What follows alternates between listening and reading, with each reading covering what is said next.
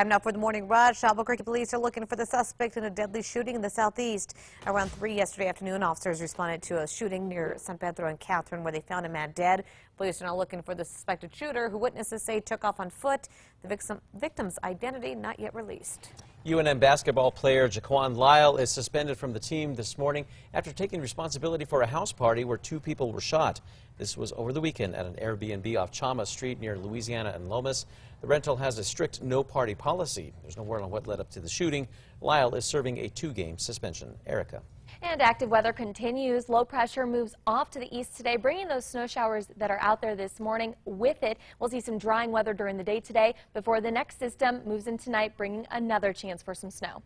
This morning, airlines across the globe canceling flights into China. Today, British Airways said it's suspending all flights into and out of China. United Airlines also canceling dozens of flights to mainland China and Hong Kong. United, Delta, and American Airlines all waiving cancellation and change fees for bookings. Meanwhile, amid the outbreak, schools in New Mexico are rethinking study abroad trips to China. NMSU says that the ban will remain in effect until further notice. Meanwhile, UNM says school officials are monitoring the situation, but they have not made a formal decision on travel restrictions.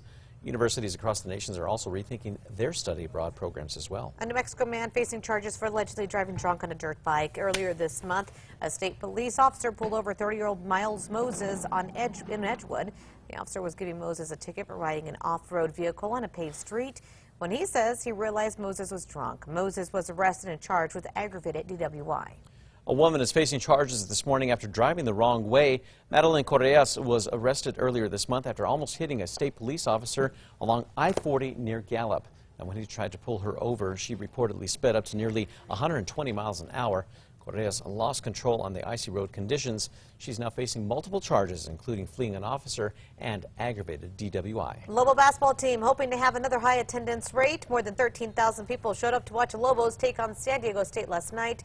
Number 4 Aztecs are the highest ranked team to visit UNM in more than 20 years. Unfortunately, the Lobos fell, and they fell hard, 85-57. The last sellout in the pit was in March 2015. Erica.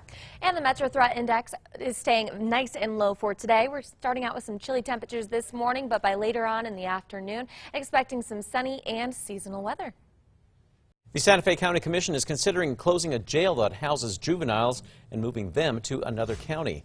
The New Mexican reports that the commission is researching a potential closure plan at the Youth Development Program because of rising costs and dwindling number of inmates.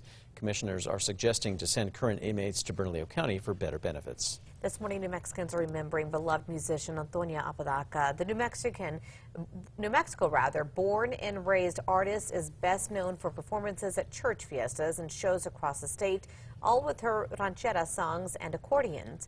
Over the weekend, Apodaca died at the age of 96. Her family is planning a tribute concert sometime in March. A bill to reward people for moving to New Mexico has been tabled. Senator James White's plan would give a $50 refund to anyone who moved to New Mexico in 2019 that files as single and makes less than $50,000 a year.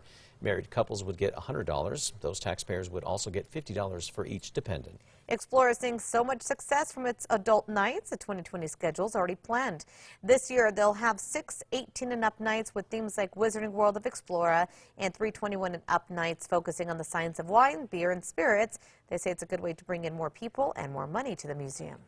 Happening on Saturday, the city of Albuquerque is hosting a job and volunteer fair for ages 14 to 25.